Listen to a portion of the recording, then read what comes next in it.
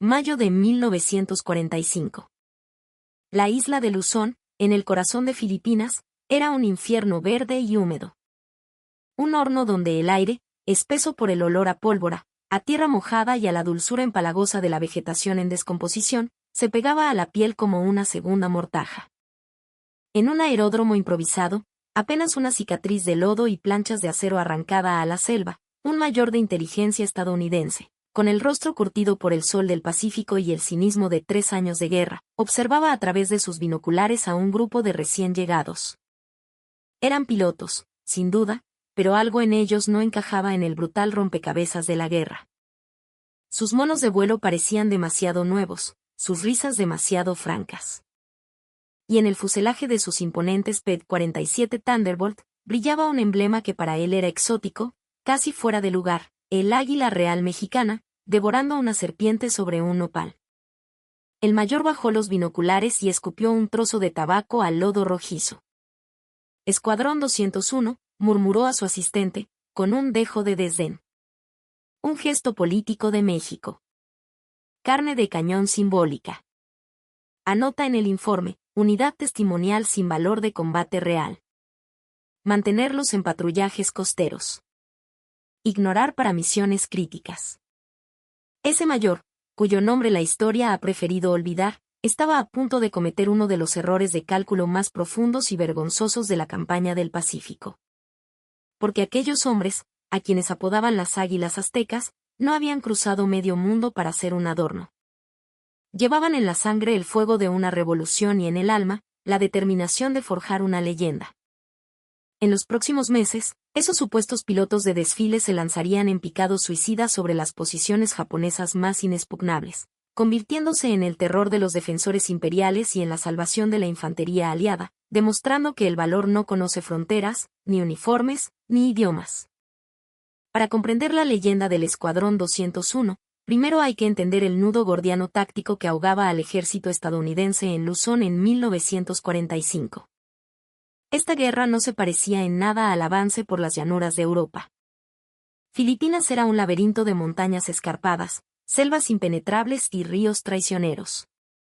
Cada colina, cada cueva, cada recodo del camino había sido convertido por el ejército japonés en una fortaleza mortal, defendida con un fanatismo que desafiaba la lógica occidental. El problema fundamental era la artillería. Los obuses estadounidenses, devastadores en campo abierto, eran inútiles contra las posiciones enemigas excavadas en las laderas de las montañas, protegidas por metros de roca y tierra. Los bombardeos a gran altitud eran imprecisos, un desperdicio de munición que apenas lograba podar las copas de los árboles. La 25ª División de Infantería de los Estados Unidos, que intentaba abrirse paso hacia Manila, se encontraba paralizada, desangrándose cada día contra un enemigo invisible y letal que los acribillaba desde nidos de ametralladora y morteros perfectamente camuflados. Hacía falta algo más. Se necesitaba una nueva clase de arma, una que combinara la precisión de un bisturí con la furia de un martillo. Se necesitaban pilotos dispuestos a desafiar la muerte, a volar tan bajo que pudieran ver el blanco de los ojos del enemigo, a lanzar sus bombas en picados casi verticales, arriesgándose a ser consumidos por la propia explosión de sus proyectiles. Se necesitaba una solución que el alto mando, en su rígida doctrina, no había concebido. La solución había nacido mucho antes, a miles de kilómetros de distancia, en el corazón de un México que despertaba a la realidad de un conflicto global.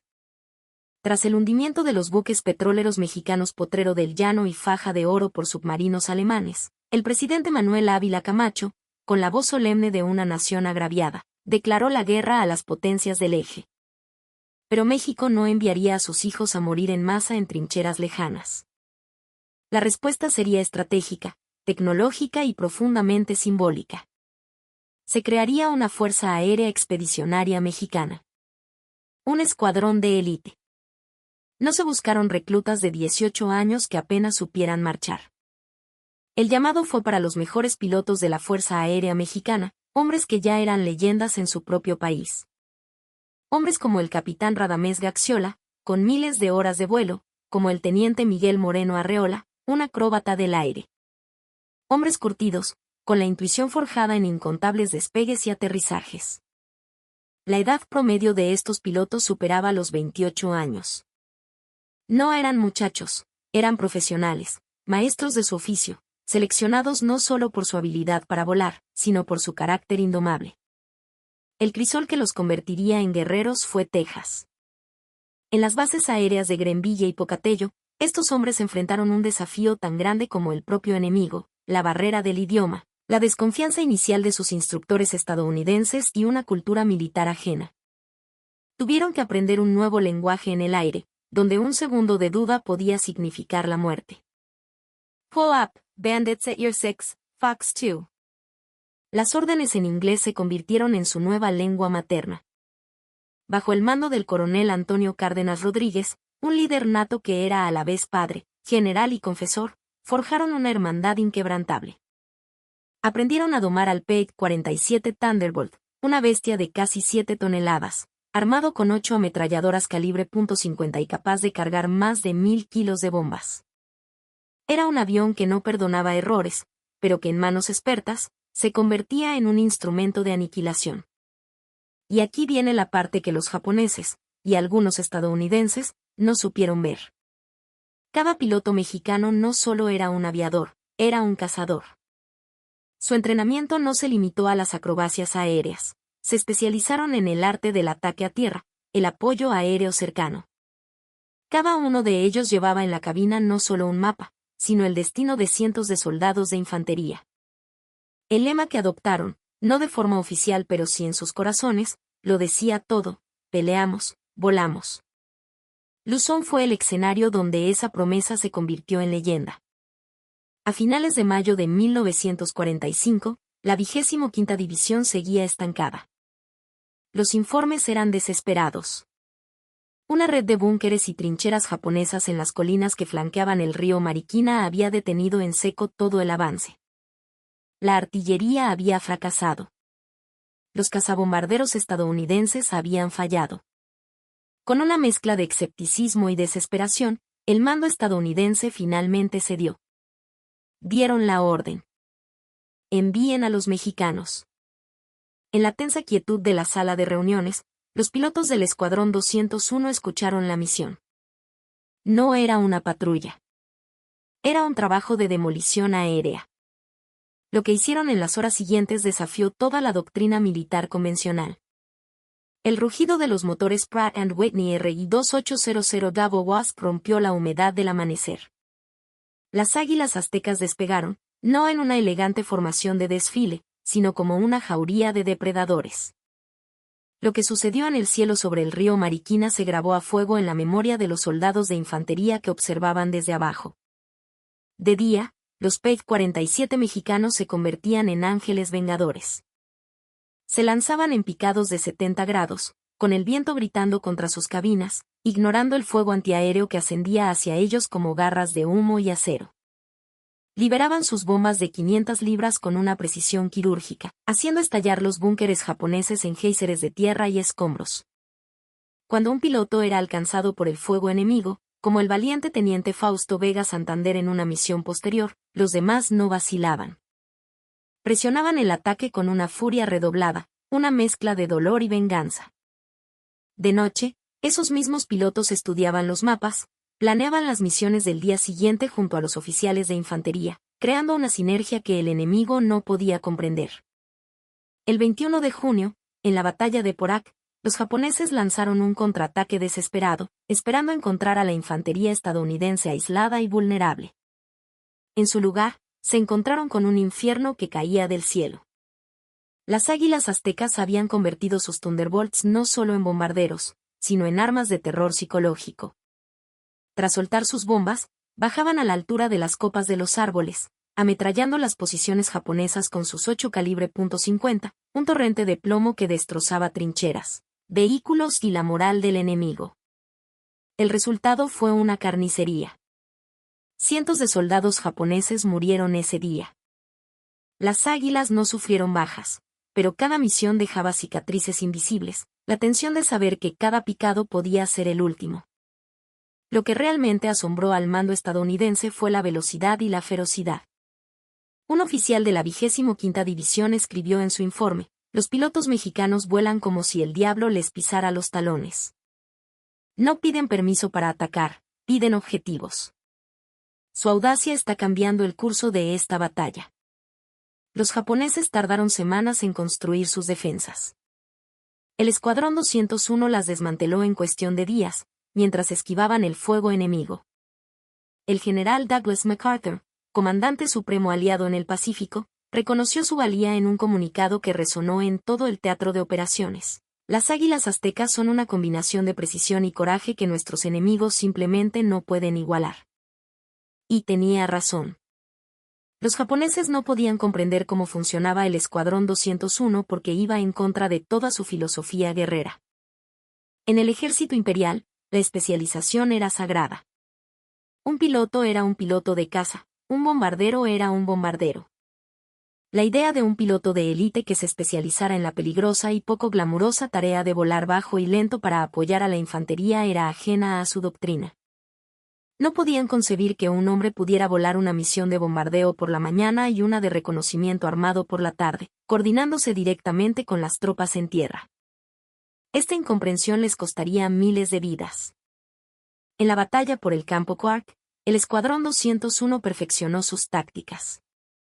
Aterrizaban en pistas recién capturadas, aún bajo fuego de mortero, para rearmarse y repostar, volviendo al combate en minutos. Un piloto, al quedarse sin bombas, tuvo la audacia de realizar pasadas a tan baja altura sobre una trinchera enemiga que el puro estruendo de su motor y la turbulencia de su hélice provocaron que los defensores abandonaran su posición, presas del pánico, siendo capturados por la infantería. Los soldados de a pie, los GIAs, empezaron a venerarlos. Al principio los llamaban los Panchos, un apodo condescendiente. Pero pronto, el apodo cambió a uno de respeto y admiración, los Pancho Pistolas, los pistoleros del aire. Un oficial japonés capturado expresó su desconcierto durante un interrogatorio: no entendemos a los pilotos mexicanos.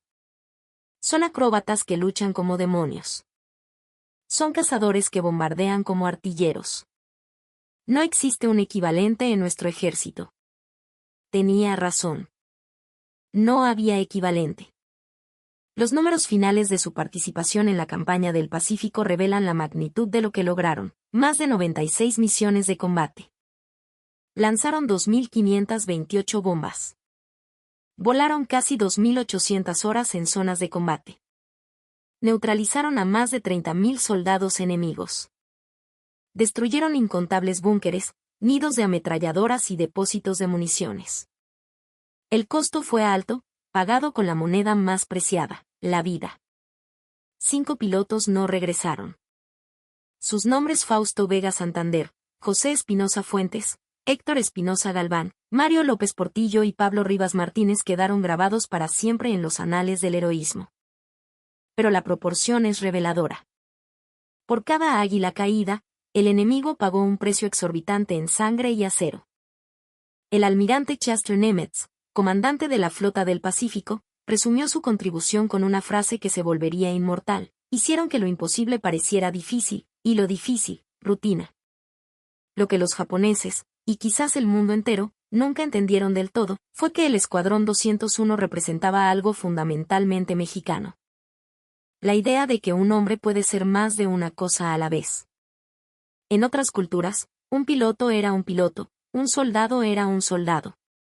Pero en México, un piloto de la capital, hijo de una nación mestiza, podía aprender un nuevo idioma y nuevas tácticas en cuestión de meses y convertirse en un guerrero aéreo tan letal como cualquiera en el mundo. Un mecánico de Guadalajara podía mantener volando una máquina de guerra compleja en las peores condiciones imaginables. Las águilas aztecas demostraron que la flexibilidad y la capacidad de improvisación, el ingenio que nace de la necesidad, podían ser un arma tan poderosa como la disciplina más rígida. Demostraron que un pequeño grupo de patriotas, impulsados por el honor y el deber, podían lograr lo que ejércitos enteros no habían podido concebir. Los escépticos los llamaron unidad testimonial. Fue el último error de subestimación que cometieron. Hoy, el legado del Escuadrón 201 perdura. Sirvieron como la única unidad militar mexicana que ha combatido en el extranjero. Su lema sigue resonando: servicio a la patria. La lección que enseñaron en los cielos de Filipinas permanece indeleble. Nunca subestimes a un hombre que lleva el águila de su nación en el corazón y el control de un caza en la mano. ¿Qué opinas de esta historia extraordinaria? ¿Conocías el papel crucial que jugaron las águilas aztecas en la victoria aliada en el Pacífico? Déjanos tu comentario y cuéntanos si alguna vez habías escuchado sobre estos héroes del aire. Suscríbete a nuestro canal y activa las notificaciones para no perderte ningún episodio. Cada semana, traemos a la luz las historias olvidadas que forjaron el carácter de nuestra historia, las historias de mexicanos que, con su valor,